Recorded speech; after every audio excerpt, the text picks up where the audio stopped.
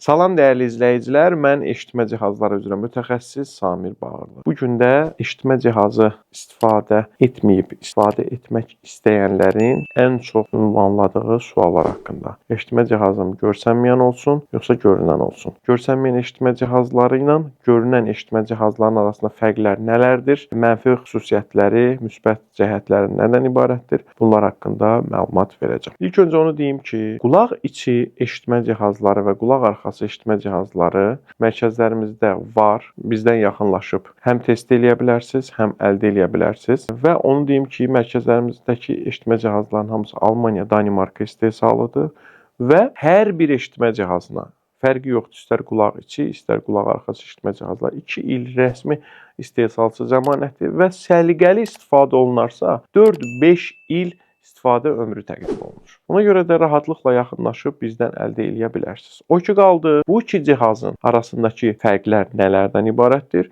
Bunlar haqqında indi məlumat verəcəm. İlk öncə başlamaq istəyirəm qulaq içi eşitmə cihazına. Qulaq içi eşitmə cihazı görsənməz olsa da, estetik qayğıları aradan qaldırsa da, bu cihazın baxımı qulaq arxası cihazın, yəni görsənən cihaza nisbətən biraz daha çətindir. Çünki qulaq içi eşitmə cihazı filtri 2-3 aydan bir tutulduğuna görə, birbaşa qulağın içinə təmas etdiyinə görə, qulaq kiri eşitmə cihazının filtrini tutduğuna görə, yəni çirkləndirdiyinə görə bunlar 2 aydan bir, 3 aydan bir mütəmadi olaraq dəyişilməlidir. Düzdür, elə insanlar var 6 ay, 5 ayda istifadə edə bilir, amma ortalama statistikaya görə bu cihazlar minimum 2-3 aydan bir filtrlər dəyişilməlidir. Qulaq arxası eşitmə cihazına nisbətən, nəzərən, ölçüsü balaca olduğuna görə bu cihazların bateriyası da balaca olur. Yəni 10 nömrəli eşitmə cihazı bateriyasından istifadə olunur.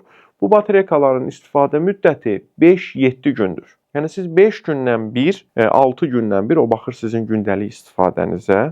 Elə adam var 8-10 saat, elə adam var 12, 15, 16 saat qulağında eşitmə cihazı istifadə edir. Ona görə də ortalama 5-7 gün aralığında bu batareyalar dəyişilməlidir. Nəzərə alsaq ki, qulaq içi eşitmə cihazının bir baterekası bir qutuda 6 ədəd olur. Bu isə sizə 30-35 gün içində bəs eləyəcək. Yəni 30-35 gün idarə eləyəcək. Yəni siz hər ay demək olar ki, eşitmə cihazı bateriyası almalısınız. Ona görə də bu hallara mütləq şəkildə diqqət eləyin. Qulaq içi eşitmə cihazları daha çox diqqət və baxım tələb eləyir. Və qulaq içi eşitmə cihazları yüngül, orta ağır dərəcəli eşitmə itkilərinə uyğundur. Qulaq arxası eşitmə cihazları isə bütün eşitmə itkilərinə, hətta ağır və çox ağır dərəcəli eşitmə itkisinə belə uyğundur.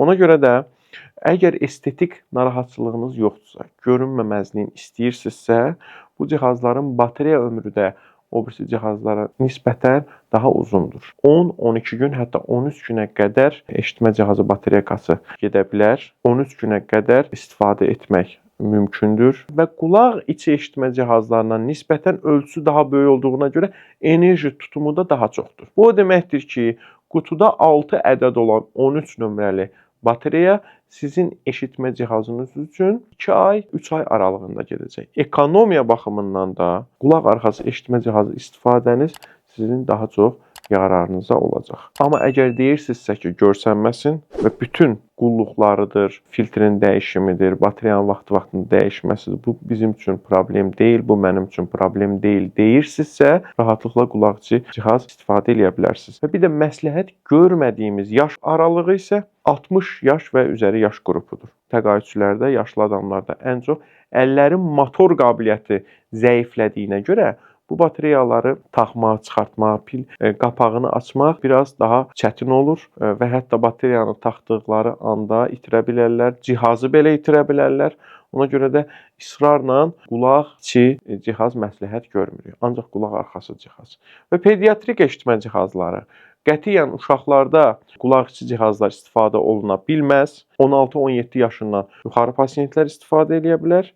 Və qulaq arxası eşitmə cihazları dinamik, aktiv həyat tərzi keçirən uşaqlar üçün də daha çox idealdır. Çünki bu uşaqlar daim qaçır, idmanla məşğul olur, dərsdə və yaxud gündəlik həyatında bu cihaz qulaqdan düşməməlidir. Ona görə də qəliblə hazırlanan qulaq arxası eşitmə cihazları uşaqlar üçün daha uyğundur.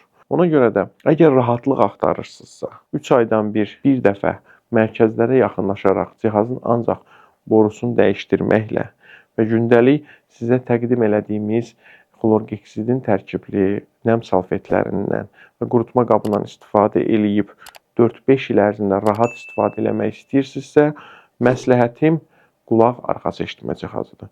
Yox, əgər sadalanan problemlər, əslində problem deməyək, sadalanan bu qulluq qaydaları arasında filtrin dəyişməkdir, cihazı təmiz saxlamaqdır, bateriyası 5-7 gündən bir dəyişilməsidir. Bunlara da əgər doğru düzgün şəkildə qulluq olunacaqsa və estetik narahatçılığınız da varsa, görsənməməyini istəyirsinizsə də qulaqçı cihazdan istifadə edə bilərsiniz. Dediyim kimi, mərkəzlərimizdə bu cihazların hər ikisindən mövcuddur.